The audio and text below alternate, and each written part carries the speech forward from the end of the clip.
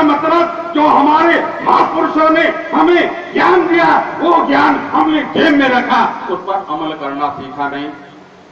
जिस दिन हम अपने महापुरुषों के दिए गए ज्ञान को पढ़ने लगेंगे और उस पढ़े हुए ज्ञान के अनुसार अपना आचरण करने लगेंगे, तो साथियों झूठ मत मानना, ये पार्लियामेंट आपके खूंटे से बंद नजर आएगी। मैंने अपने जीवन में 2 काम बहुत अच्छे किए, या ये कहो कि 2 काम मेरे हाथों से बहुत अच्छे हो गए। पहला काम तो ये किया कि मैंने 20 साल की नौकरी करके सरकारी नौकरी छोड़ी, उसे ठोकर मारी। ये बड़ा बहुत अच्छा काम हुआ। लोग चढ़ फांसी की नौकरी के लिए मारे मारे फिरते हैं, लाखों रुपए जेब में रख के, मगर मैं गजेटेड पोस्ट को ठोकर मारकर भी खुश हूं, प्रसन्न हूं, संतुष्ट हूं। और दूसरा काम बहुत अच्छा ये हुआ कि मैंने अपना घर पश्चिमपुरी में बना लिया।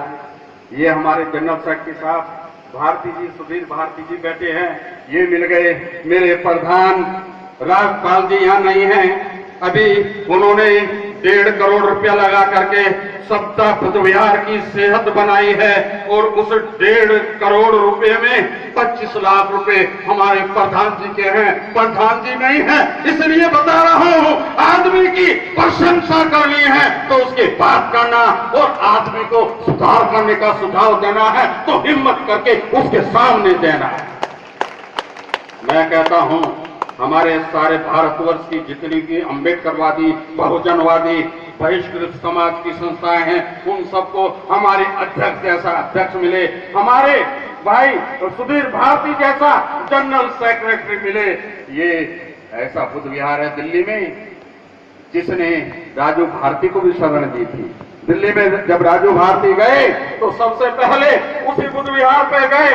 मैं उस बुद्ध विहार का वर्णन इसलिए कर रहा हूं, यहाँ पर मैंने बहुत अच्छे अच्छे समाज सेवी देखे हैं। कोई अपने अपने साधनों से बच्चों को ट्रेंड देकर तैयार कर रहा है, कोई अपने साधनों से लाइब्रेरी बना करके, बहुत बड़ा हॉल बना करके अच्छे अच्छे काम करने में लगा है।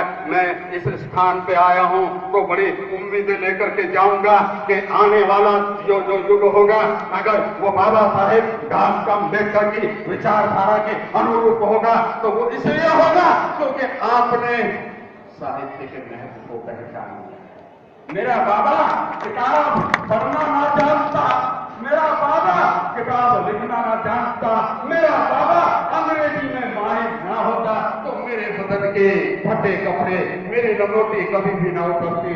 साथियों, हिंदी के प्रचार करने वाले आपको हिंदी भक्ति का जो मंत्र पिलाते हैं वो इसलिए पिलाते हैं कि आप कई विदेशी भाषा पढ़ के विदेश में जाकर के अपने अधिकार न मांगने लगो, इसलिए वो हिंदी का प्रचार करते हैं, अंग्रेजी का विरोध करते हैं। पर ये अंग्रेजी की जो भाषा है, ये इसको समझना, इसके महत्व को समझना। अगर बाबा साहेब डॉक्टर अम्बेडकर को अंग्रेजी ना आती और इंग्लैंड में अंग्रेजों की राजधानी में अंग्रेजों की छाती पर सवार होकर अंग्रेजी भाषा में उनके तर्कों को झूठा साबित न करते तो आपको ये जो पूना पैक्ट में अधिकार मिले ये कभी भी ना मिलते। आपके घर में आज जो झोपड़ियों की जगह ये राजमहल जैसे मकान खड़े हो रहे हैं, ये कभी न मिलते। इस देश के बेगार करने वालों के घर में आज IAS, IPS, IFS मंत्री पैदा हो रहे हैं, तो ये अंग्रेजी भाषा का हथियार बाबा साहेब डॉक्टर अम्बेडकर के हाथ में ना होता तो ये क्रांतिकारी परिवर्तन कभी में न आता। हम बाबा साहेब डॉक्टर अम्बेडकर के मानने वाले हैं, हम संत रैदास, संत कबीर के मानने वाले हैं, हम मान्यवर कांशी राम जी के रास्ते पर चलने वाले हैं। इसलिए मैं बता रहा हूं, जरा ध्यान से सुनना, भारत का संविधान हथियार बनाने की इजाजत नहीं देता। भारत का संविधान इजाजत बनाने की इजाजत नहीं देता। मेरे बुद्ध का त्रिपिटक उनकी कल्याणकारी देशनाएं मुझे हथियार उठाने की इजाजत नहीं देती। मगर जब विचारों का युद्ध छिड़ा हो, उस विचारों के युद्ध में मैं तलवार लेकर नहीं उतर सकता, मैं बम लेकर नहीं उतर सकता। इसीलिए साथियों, ये किताब को विचारों की जंग में हथियार के रूप में इस्तेमाल करने आया हूं। सम्यक प्रकाशन मैंने बनाया है, वो मत कहना वहां किताबें छपती हैं, वहां बम के गोले तैयार होते हैं। वैचारिक क्रांति की पाठशाला हमने शुरू की है।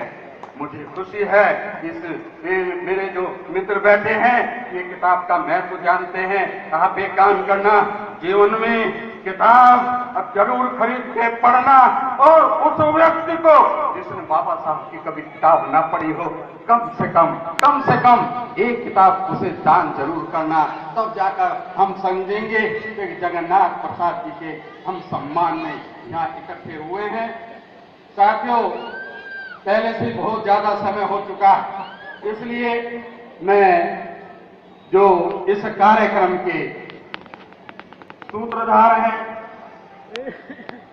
इस कार्यक्रम को जिस किसी ने भी सहयोग किया है और जो अपनी सेवा, अपनी प्रतिभा, अपने समर्पण, अपने त्याग के बल पर यहां सम्मानित हुए हैं, मैं उन सबके प्रति अपने हृदय के निम्नतम स्तर से धन्यवाद अर्पित करता हूं और कामना करता हूं, जैसे कि जगन्नाथ प्रसाद भारती जी के पुत्र रत्न ने घोषणा की है कि हम उनके परिनिर्वाण दिवस पर ये कार्यक्रम समाज प्रबोधन की दृष्टि से करेंगे।